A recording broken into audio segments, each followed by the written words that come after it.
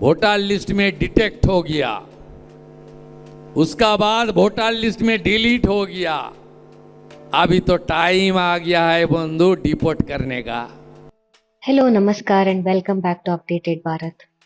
Imagine hundreds of people picking up their bags, walking towards the border. Not into India, but out of India. Back to Bangladesh. That too voluntarily.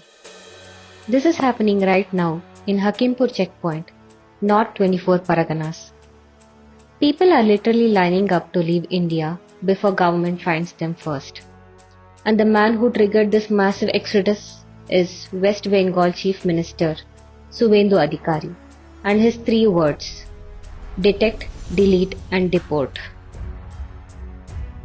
Before understanding Bangladesh's infiltration, we need to understand the geography behind the porous borders.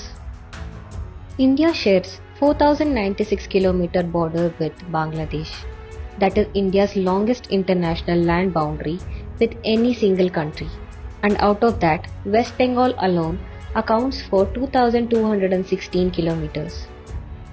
Now here's the thing, this is not clean, straight fence line on a map.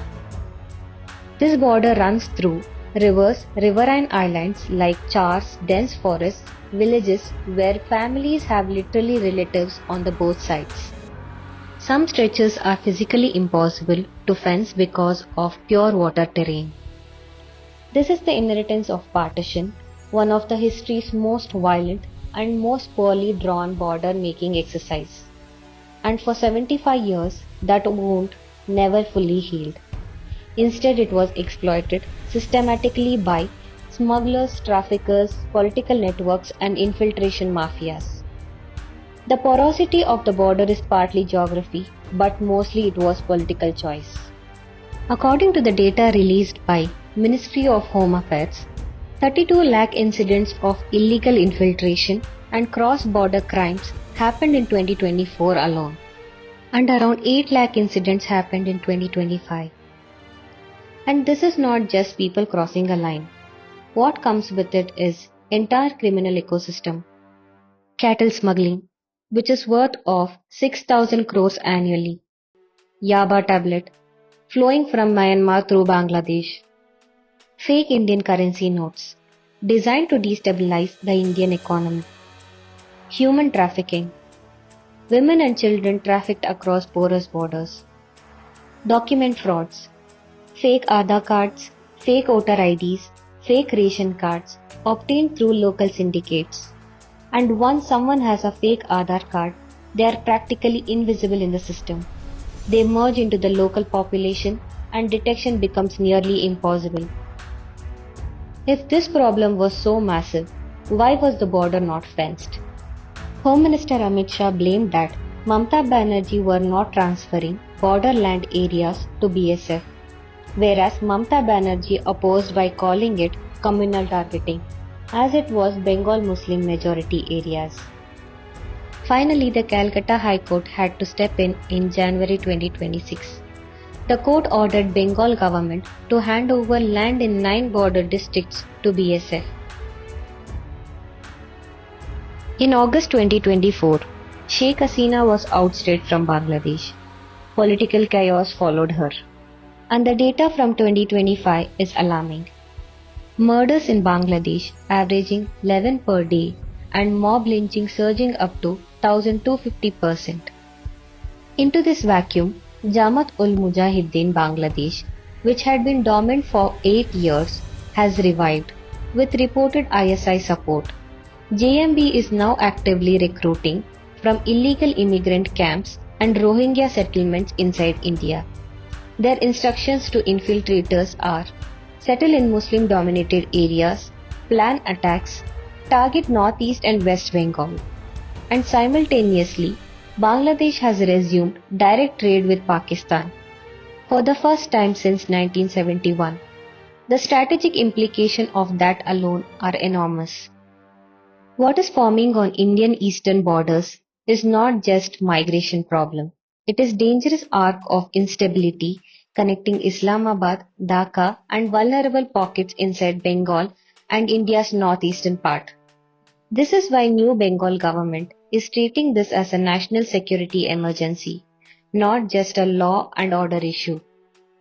On May 20th, West Bengal government formally handed over 32 acres of land to BSF for fencing along 27-kilometer border line with Bangladesh across 5 districts. The state purchased this land from farmers and gave it to BSF. On the same day, CM Suvendu Adhikari announced the policy that is now the talk of the entire country: detect, delete and deport. Along with it, he also said that we don't feed in. CM directed all 23 district magistrates in West Bengal to set up detention centers for holding suspected illegal immigrants. These are operational in Malda and Murshidabad, bordering Bangladesh with significant undocumented population. And here's a critical detail: under new framework of Bengal, detainees are reportedly not being produced in the court before deportation. Police hands them directly to BSF and BSF coordinates with Bangladesh border guards to deport them completely.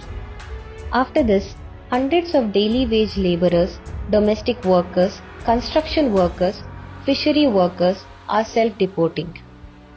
On the other side, human rights and hard questions are being asked. The Human Rights Watch 2026 World Report flagged that BSF allegedly killed at least 10 Bangladeshis in first 4 months of 2025 alone, targeting irregular immigrants and cattle traders. Critics call this de facto shoot-to-kill policy that violates the right to life. There is a case of Sonali Khatun, a 25-year-old rat picker from Birbhum district, an Indian citizen deported to Bangladesh in 2025 along with her husband and 8-year-old son. Wrongly identified as Bangladeshi, this is what happens when deportation machinery moves without adequate legal safeguards. 40 Rohingya refugees registered with the UN were put on Navy ship in May 2025, allegedly beaten, given life jackets and thrown into the sea near Myanmar coast. The UN called it a blatant disregard for human life. And the activists argue that this is a legitimate point, that the detect, delete, deport framework without court oversight risks sweeping up of Indian Muslim citizens who simply cannot produce documents, like millions of other poor Indians. The line between illegal infiltrator and an undocumented poor Indian citizen is a dangerously thin line. These are not considered by BJP and calling it an opposition deflection. Talking about diplomatic angle of India and Bangladesh, even though officially Bangladesh has said to resolve issues bilaterally, there has been physical obstruction to fencing borders by Bangladesh border guards in 2025 January. On the positive side, BSF and BGB agreed to increase coordinated patrols, share real-time intelligence, and invest in socio-economic development of border communities. But bigger picture is alarming. Bangladesh under the post-Hasina government is tilting towards Pakistan and China. The strategic convergence between Islamabad and Dhaka and the revival of JNB means India cannot treat this as purely a bilateral law enforcement matter, but a full-spectrum strategic challenge. So the final question is the detect, delete, deport policy the right approach? Comment down your thoughts below. If you found this video valuable, click on the like button, share and subscribe. Your subscription is bigger reward for our small efforts. Thank you.